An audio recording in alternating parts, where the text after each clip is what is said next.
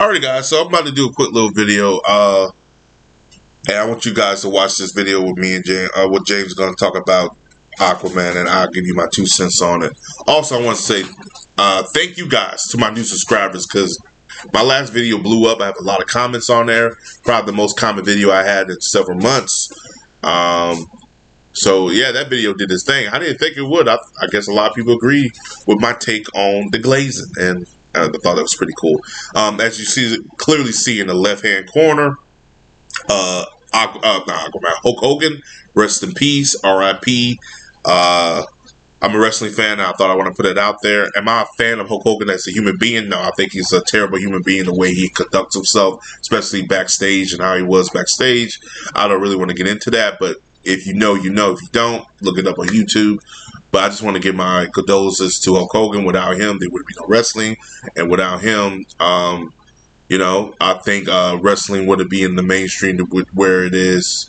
I won't say where it is today, because I think it's out of mainstream, but when it was in the 90s and mid-2000s, let's say that. So, like I said, I'll give him his flowers there.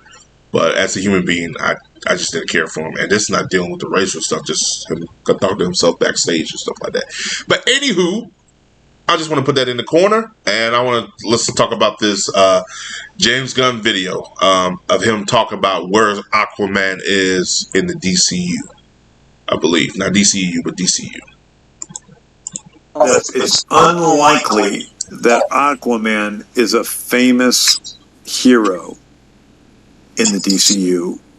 So what he's talking about is the last scene of Aquaman Lost Kingdom. He comes out, combines 2 worlds, which is the land and the sea, because again he's born of 2 worlds, and that's pretty much what he's talking about. The last scene from the Lost Kingdom.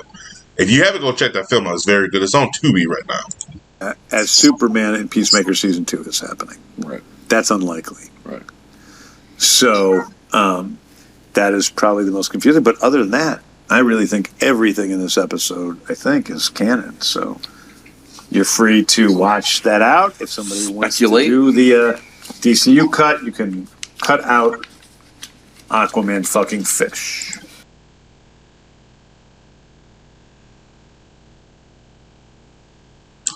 Okay, so season 1 is going to do a lot of work, I believe. Try to make things make sense out of a lot of this garbage. We'll see. Like I said, I enjoyed the first season, but I don't know how this season's going to be. So we'll see. The effing fish comment, though, it does bother me. Why would you make a joke about one of your most financial, successful comic book characters in the box office in the last, 10 years? Because there's no other comic book film from DC, I believe. I'm not counting Batman. Even you can't even count Batman, because the Batman didn't get that number.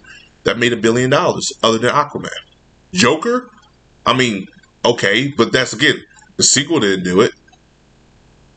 So you got to be very careful with that, because again, I think James Gunn doesn't like Aquaman. That's my opinion. By the way he comes off with it, by the way he's not making it a very vocal character, like he's doing everything else but Aquaman, knowing that he does well internationally overseas.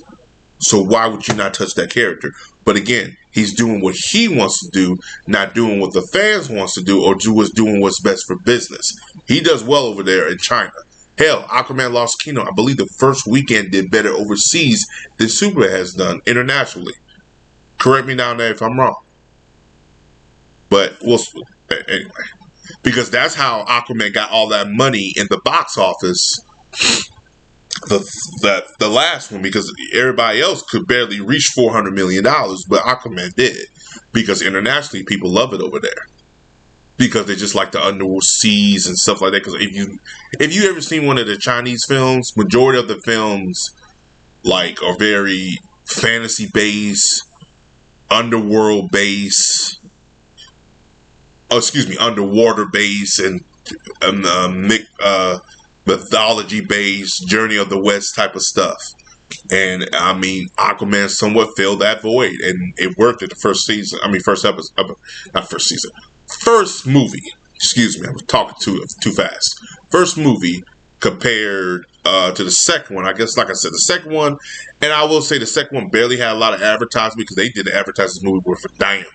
They did with the Flash, and that didn't do nothing. So, but what do you guys think? You think I'm wrong? You think I'm overstretching? Comment below. Let me know. As always, peace. Have a Johnson day, and I'll see you guys in the next video. And again, thank you for subscribing. Thank you for commenting, and I'm out.